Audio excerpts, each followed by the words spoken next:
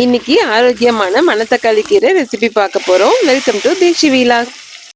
மணத்தக்காளி கீரை உடல் சூட்டை குறைக்கிறதுக்கும் வயிறு புண்ணு அல்சருக்கெல்லாம் ரொம்ப நல்லது. மணத்தக்காளி கீரையை இலையெல்லாம் கிள்ளி தனியாக எடுத்து வச்சுக்கோங்க. கழுவிட்டு அதுக்கப்புறமா பொடியாக அரிஞ்சு எடுத்துக்கோங்க. சிறுபருப்பும் நல்ல குளிர்ச்சி தரும். இதில் 1 கப் எடுத்துக்கோங்க. இதை தண்ணியில் கழுவி எடுத்து வச்சுக்கோங்க. இன்னும் சமைக்கவே ஆரம்பிக்கல, அதுக்குள்ளே ஒருத்தங்க வந்து ரெடி ஆயிடுச்சான்னு கேட்குறாங்க. இவங்களுக்கு பசிச்சா இங்கேருந்து தான் கூப்பிடுவாங்க. பேனில் தண்ணி ஊற்றி வச்சுருக்கேன். தண்ணி சூடானதும் கழுவி வச்சுருந்த சிறுபருப்பை சேர்த்துக்குங்க. நீங்கள் குக்கரில் வச்சு 2 விசில் வச்சு எடுத்திங்கனாலும் நல்லா குழஞ்சி வந்துடும்.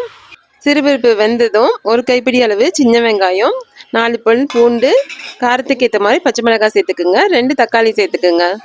இது கூட நம்ம சுத்தம் பண்ணி வச்சுருந்த மணத்தக்காளி கீரையை பொடியாக நறுக்கிட்டு சேர்த்துக்குங்க. மணத்தக்காளி கீரையை ரொம்ப கடைஞ்சோம்னா கொஞ்சம் கசப்பாகிற மாதிரி இருக்கும். அதனால இந்த பொடியாக கட் பண்ணிட்டு சேர்த்திங்கன்னா நல்லா குழஞ்சி வரும். கொஞ்சம் மஞ்சத்தூள், 1/2 ஸ்பூன் மிளகு, 1 ஸ்பூன் ஜீரகம் சேர்த்துக்குங்க.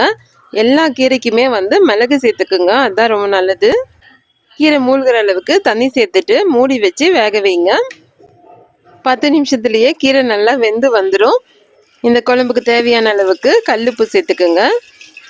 ஒரு 5 நிமிஷம் கொதிக்கட்டும். அந்த தண்ணி நல்லா சுண்டி திக்காகிற வரைக்கும் வேகணும்.